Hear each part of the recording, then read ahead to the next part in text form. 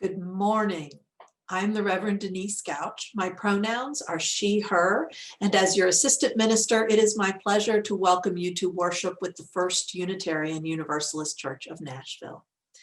As Unitarian Universalists, our spiritual paths vary, but in this congregation, we have made a covenant together. We affirm our interdependence, celebrate our differences, and work for justice. We are a welcoming congregation, and we deepen our relationships as we serve our congregation's mission to create community, nurture spiritual growth, and act on our values in the broader world, guided by reason and compassion. I'd like to extend a special welcome to visitors worshiping with us this morning. If you are seeking a spiritual home, we hope that you may find it here. If you have questions about our congregation, please contact me.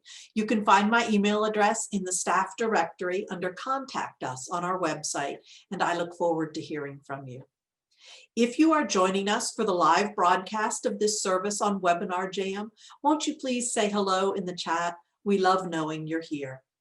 No matter what platform you're using to join us, you can find helpful resources such as the order of service, ways to give, and access to the social hour following the service in the worship portal on our website, firstuunash.org. We're so glad you've joined us.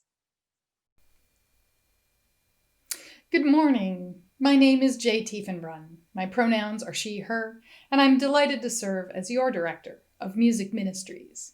Our opening song today is a favorite Unitarian Universalist round, attributed to the Sufi poet Rumi.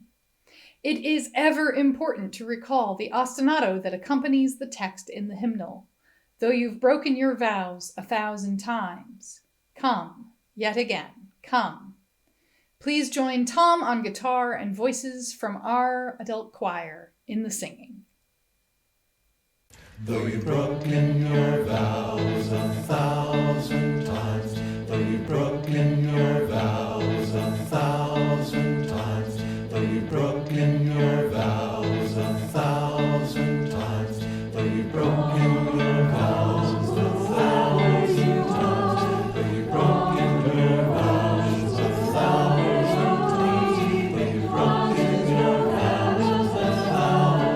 times, though you've broken your vows 1,000 times, though you've broken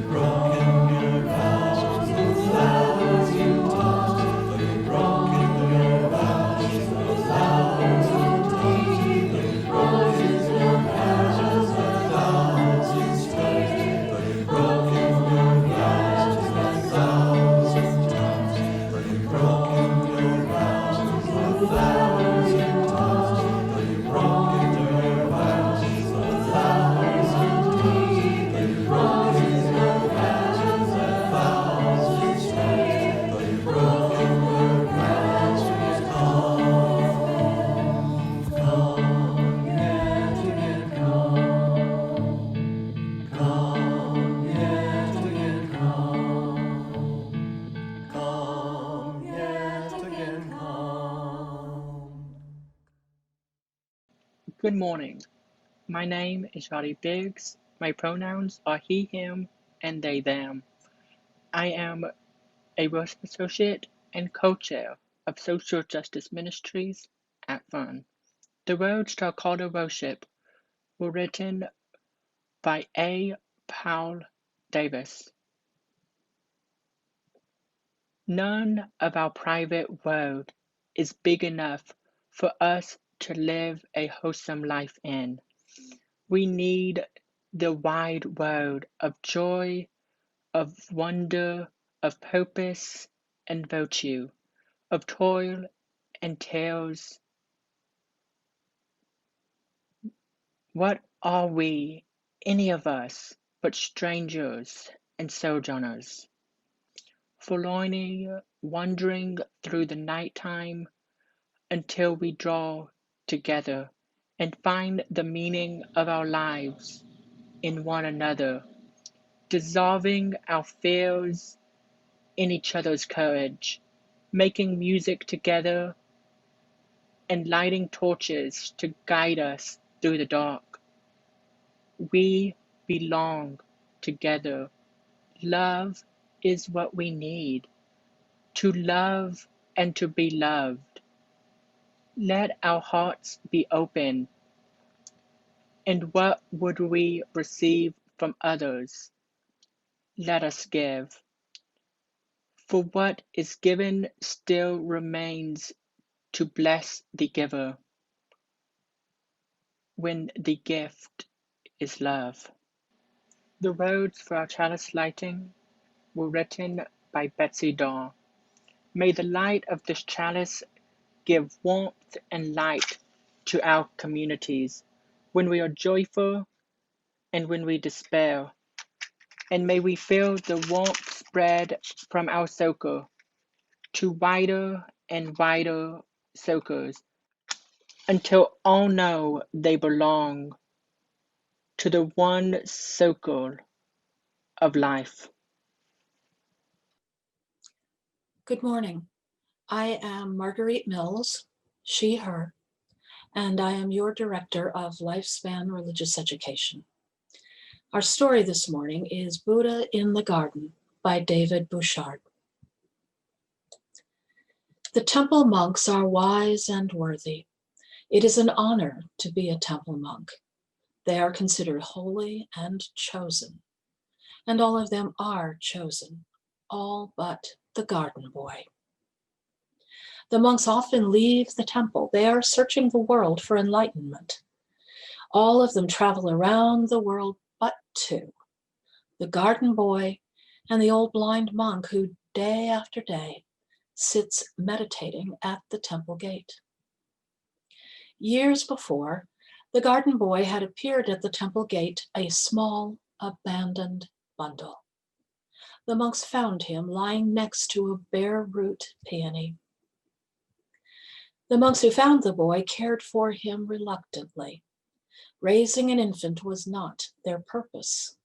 Still, the child survived, and over time he came to live by the rules and customs of his solitary keepers.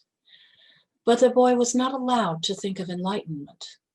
The monks regarded the flower they had found lying next to him as a sign, and they made the boy their temple gardener. Care of the garden is an important responsibility. In the quiet, dark morning, the garden boy shuffles through the temple gates, weighted down with 2 large buckets of water. His eyes are on the ground. Then he hears the whisper of a man's voice. Startled and frightened, he searches in one direction and then the other. There is no one to be seen but the blind old monk who never speaks a word to anyone. The boy turns to leave when he hears the voice again. Buddha is in the garden, says the voice. Quickly, the garden boy spins around. Yes, it is the old monk who has spoken.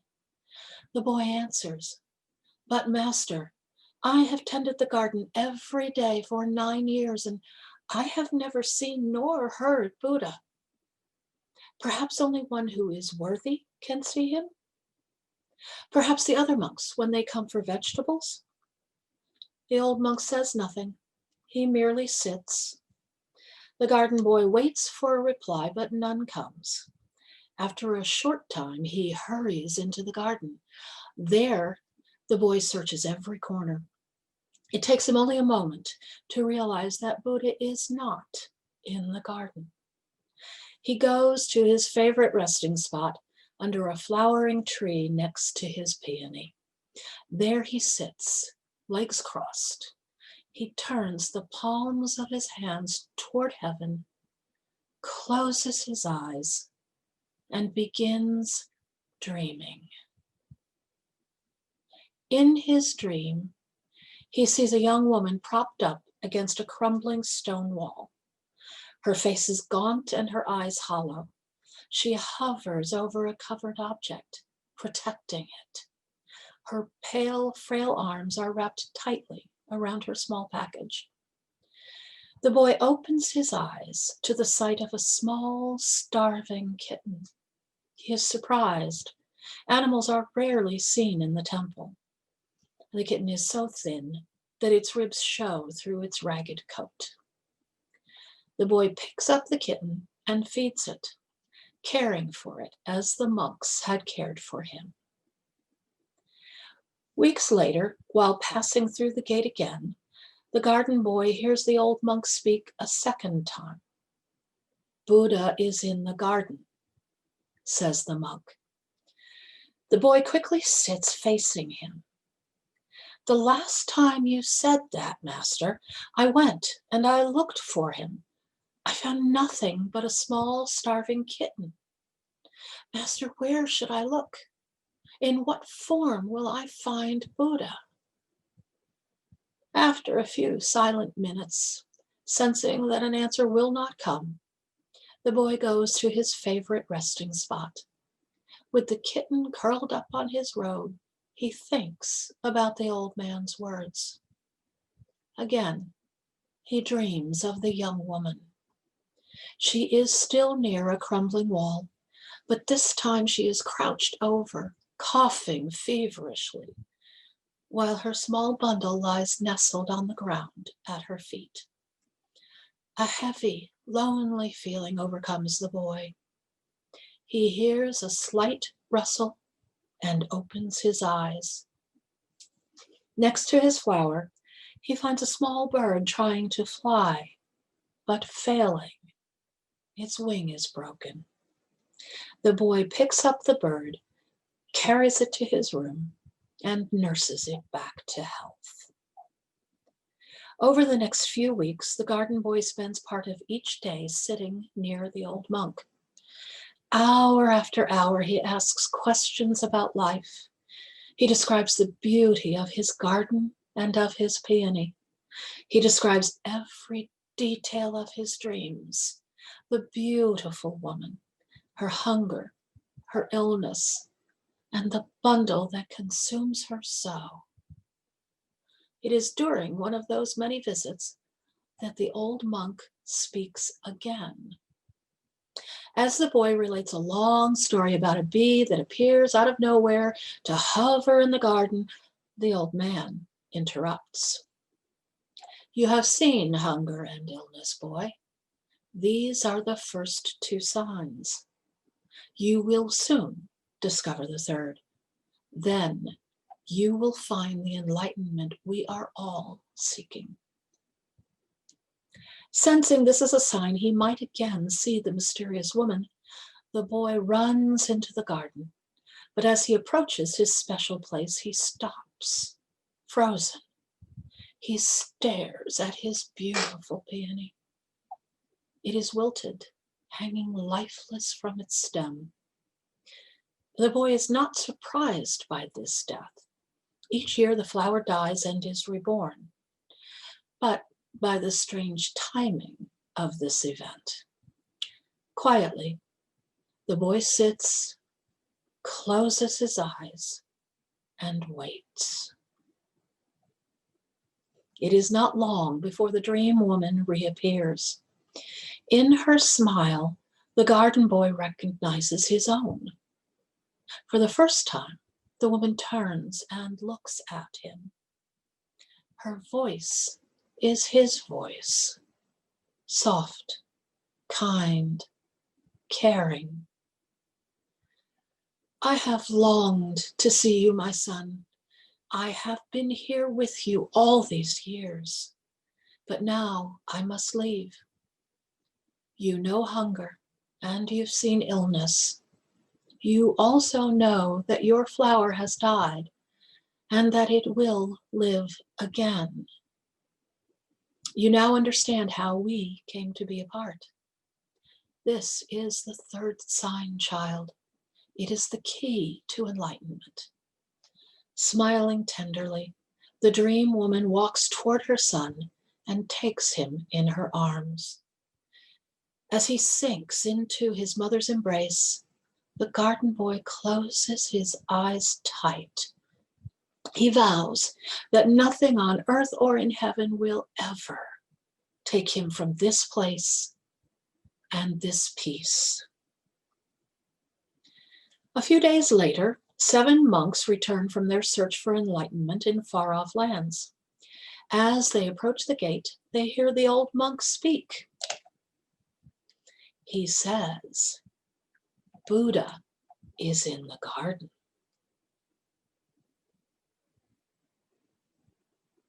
The 7 monks hurry into the garden. Under the flowering tree, next to a dead peony, they discover the statue of a beautiful, young, smiling Buddha. His legs are crossed, his palms are turned toward heaven, and his eyes are shut tight. There, silent before them, the 7 monks see what they have been seeking all their lives: peace and fulfillment. And on the smiling Buddha's lap, curled up as one, are a small, frail kitten and a tiny bird. And so ends this morning's story. Friends, as we gather each week for worship, we know that we come from many different places. We lead different lives with different joys and challenges, and bring various gifts and various temperaments to our work together. In the life of our congregation, some of us tend the plants while others repair plumbing, and others write strategic plans or revise policy or mind the budget, and still others create programming or cast visions of our mutual becoming.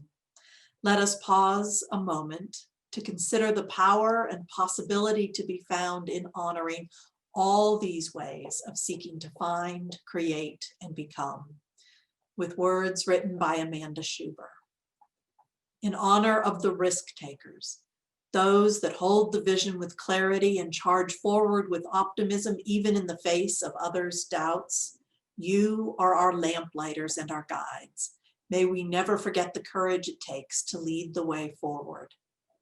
In honor of the cautious skeptics, those that gather the information needed to navigate the tumultuous waters of change, you are the map makers and the preparers of the stores. May we appreciate your attention to the details that keep us on course. In honor of the doubters, those that may fear the changing tides of a turbulent world, you are our anchors and remind us of where we have been and where we are as a community now. May we relish your commitment to our history and your passion for who we have become. In honor of the dreamers, those that imagine what we can be to and in this world, you are the wind that blows the sails of change, pushing us ever forward. May we revel always in your whimsy and hope that dares us to never stop becoming. May the work we do together strengthen our community and our world. May we heed the call to always hold the vision of the free church ever in our sight and to work towards justice. Together, we wield a powerful spirit that is strengthened by the gifts of all. Blessed be, may it be so, may we be so. In this season of virtual offering bowls, we are especially grateful for the steady generosity which allows us, both within and beyond the congregation, to continue creating community, nurturing spiritual growth, and acting on our values. You may know that we share every Sunday's collection with an organization whose work outside our walls aligns with our values. Our Share the Plate partner for the month of December is Bookem, an organization envisioning a future in Nashville where all children own books and know firsthand the joy and value of reading. You can learn more about their work in the online worship portal on our website, firstuunash.org, where you can also find a link to our online donation form. As always, your gift, like your presence among us, is received with gratitude.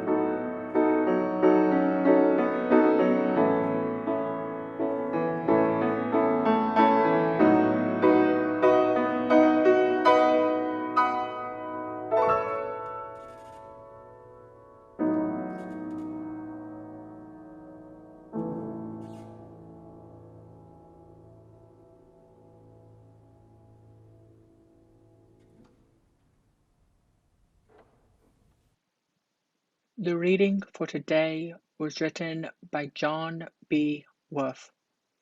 There is only one reason for joining a Unitarian Universalist church, and that is to support it. We want to support it because it stands against superstition and fear. We want to support it because this church points to what is noblest and best in human life. We want to support it because it is open to people of whatever religion, race, creed, place of origin, political affiliation, gender identity, or sexual orientation. We want to support it because it is a place where children can learn that religion is for joy, comfort, gratitude, and love. We want to support it because it is a place where walls between people are torn down rather than built up.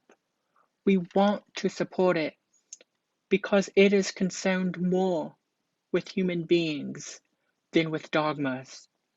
We want to support it because it searches for the holy rather than dwelling on the deprived.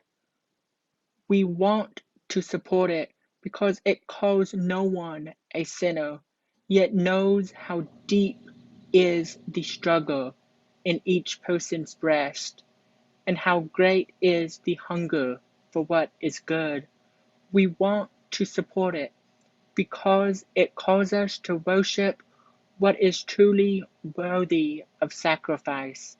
There is only one reason for joining a Unitarian Universalist church: to support it. During the month of December, we've been exploring the theme of hope.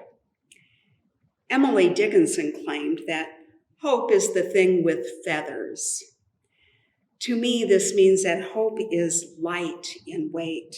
It can lift our spirits and carry us to distant horizons. Hope has a future orientation. It orients us toward what can be and what is possible.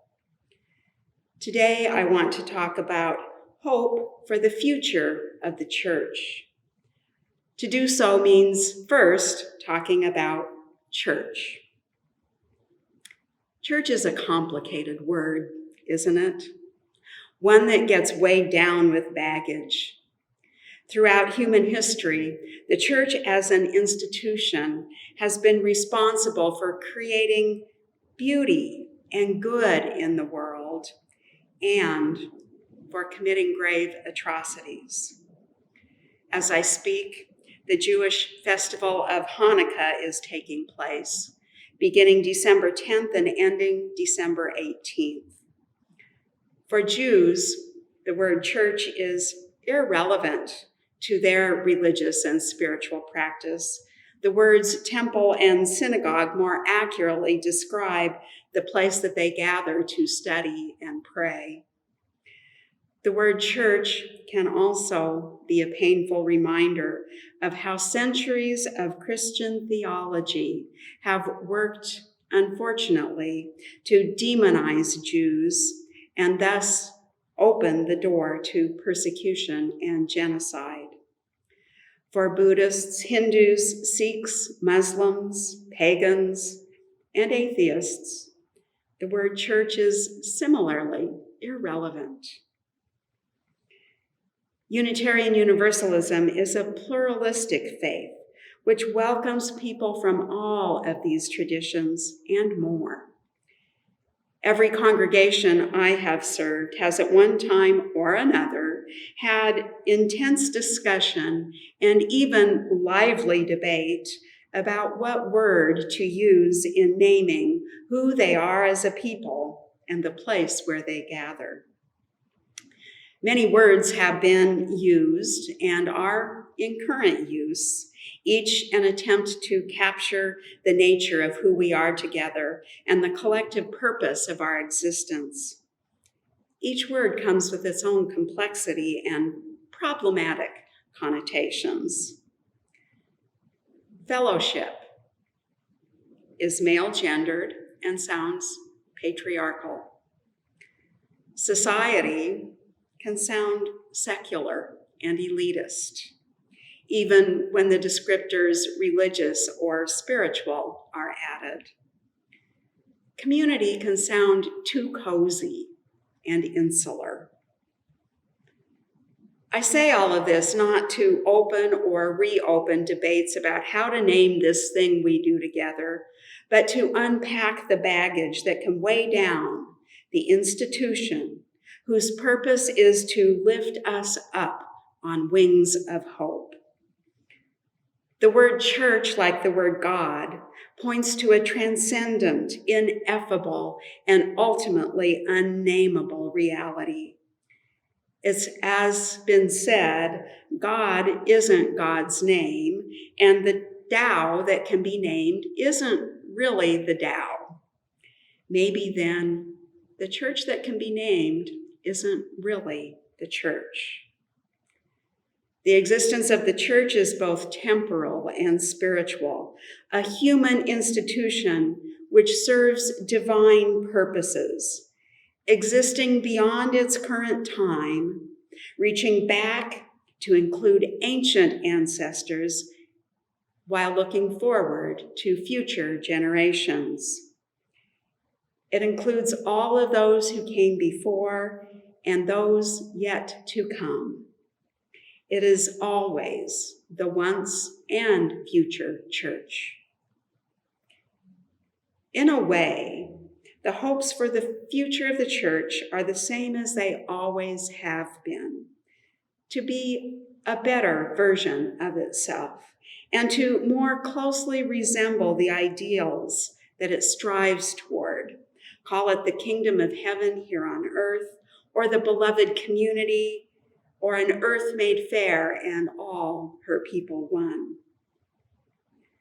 One of the goals of a developmental minister such as I am is to listen closely to the hopes of the congregation.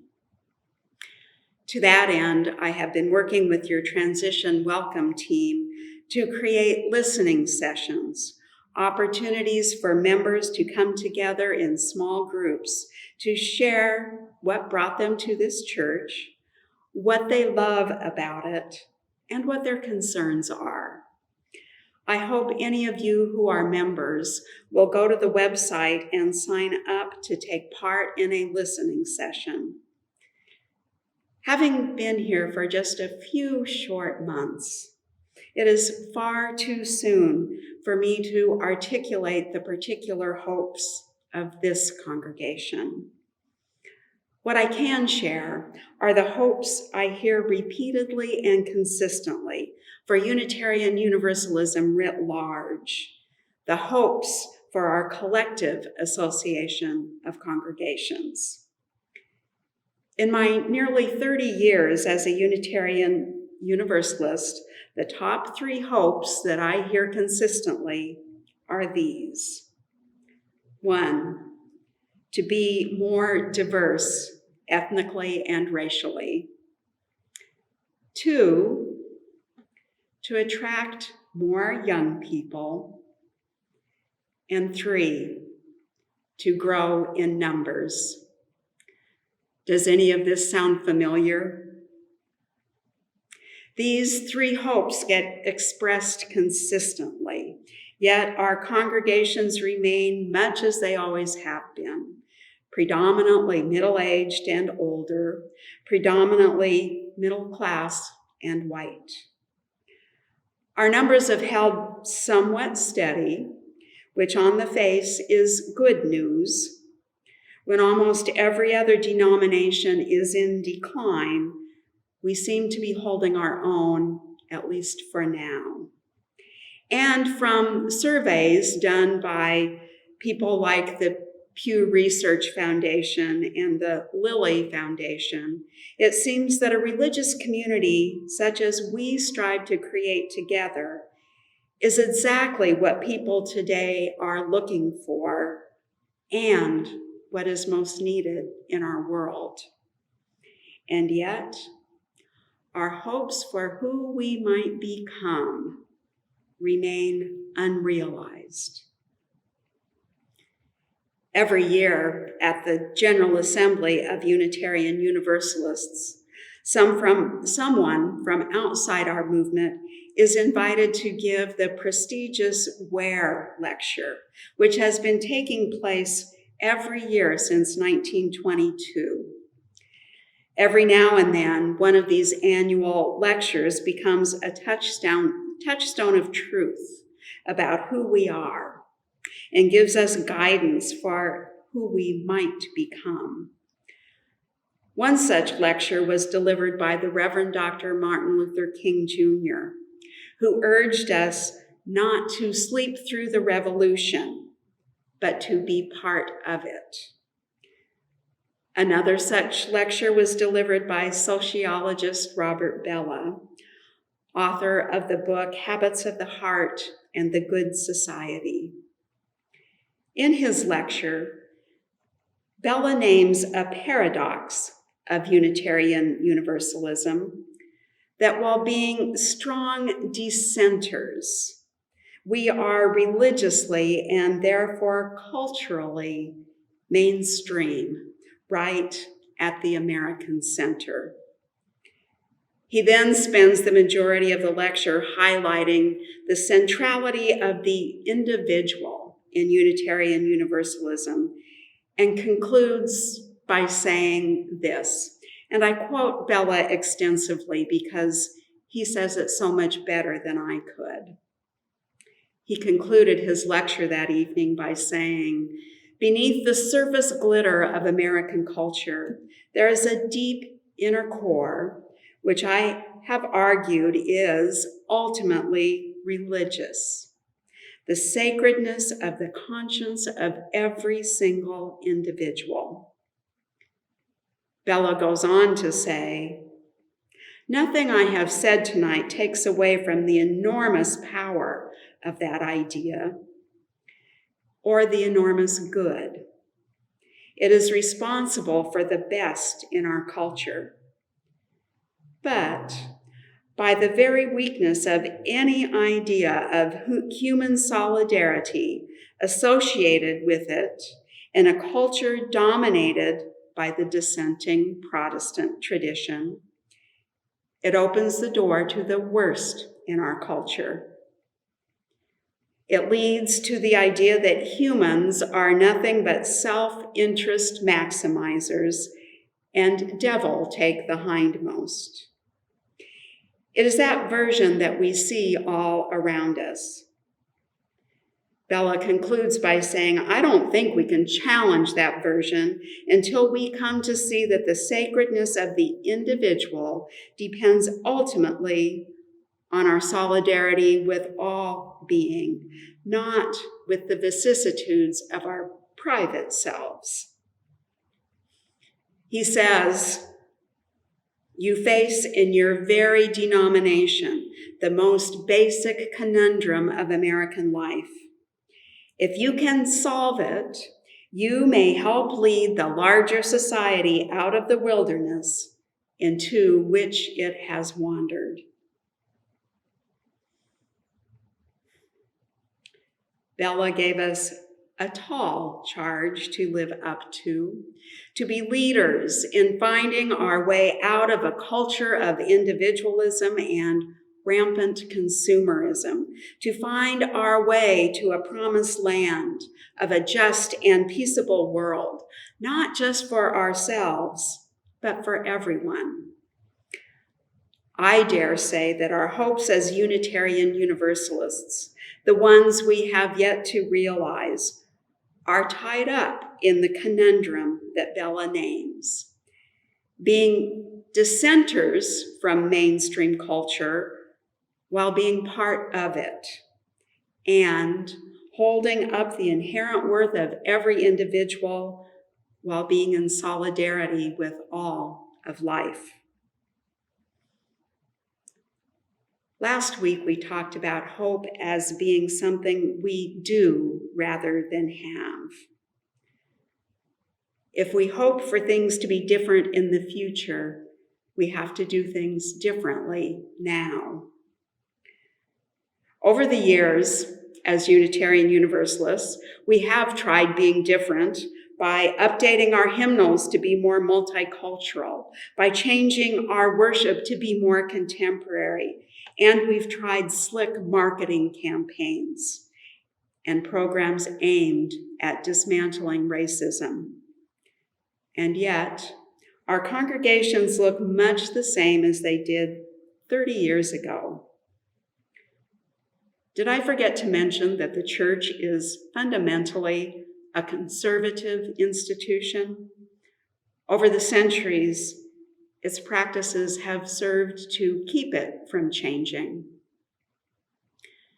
Where is the hope in all of this, you might ask?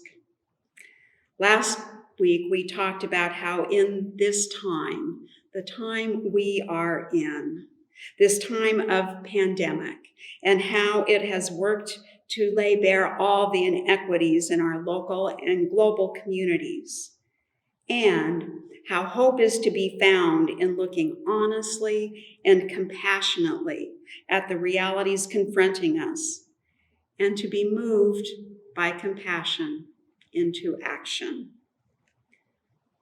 The pandemic has worked to reveal another truth. It has revealed how profoundly interdependent and interconnected we are. Take the simple act of wearing a mask in public places. I wear a mask not only to protect myself, but to protect you. And you wear a mask to protect me. Safe is what we make each other. It reminds me of the African concept of Ubuntu, that human is what we make each other. What we can do in our Unitarian Universalist congregations to move us closer to realizing our hopes is to recognize our failures and to begin again in love. Even in this time of isolation from each other, or maybe even because of this time of isolation from each other, we can begin to do the internal work of looking at the way we as individuals have internalized the mainstream culture, how that individualism shows up in our lives and in the congregation. I know that the way the mainstream culture of individualism and consumerism shows up in my life is in feelings of scarcity, of feeling like I don't have enough, feeling that I'm not being enough.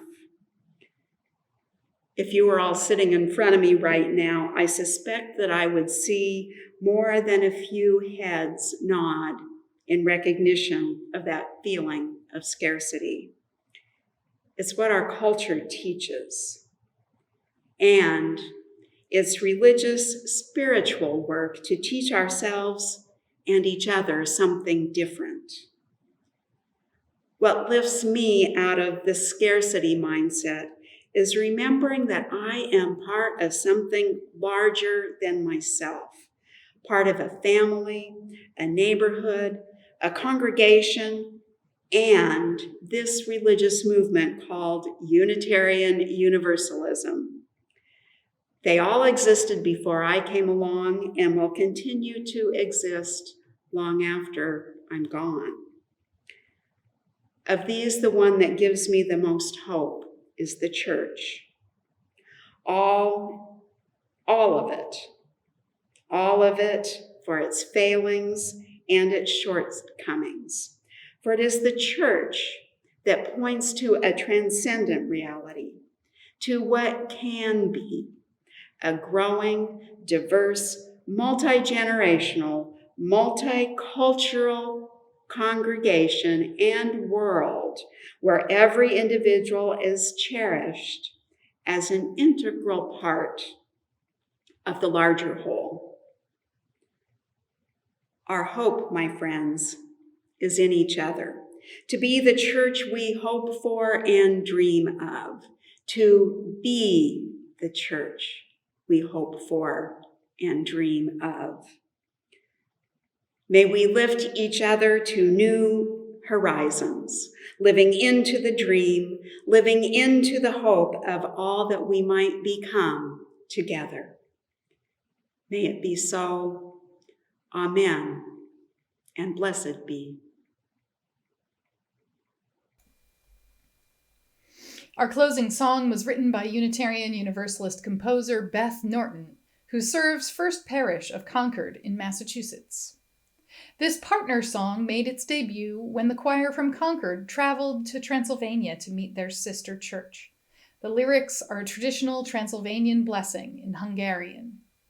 I hope you will sing along with your choir in seh-reh-tet ahl-dahsh.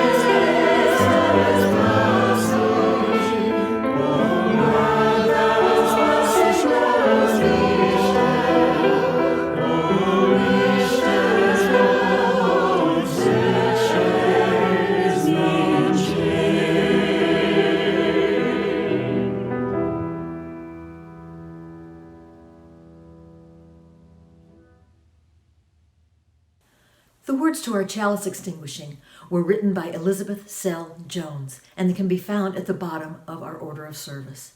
Please join me.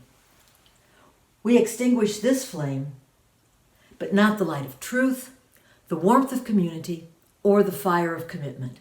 These we carry in our hearts until we are together again. The words of the benediction were written by Alice Blair Wesley.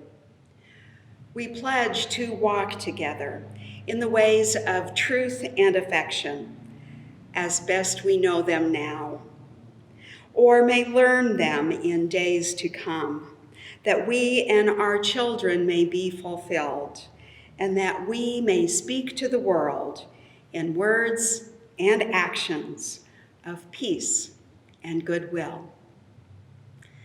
This service has ended. May our service continue renewed. Go in peace. Go in love.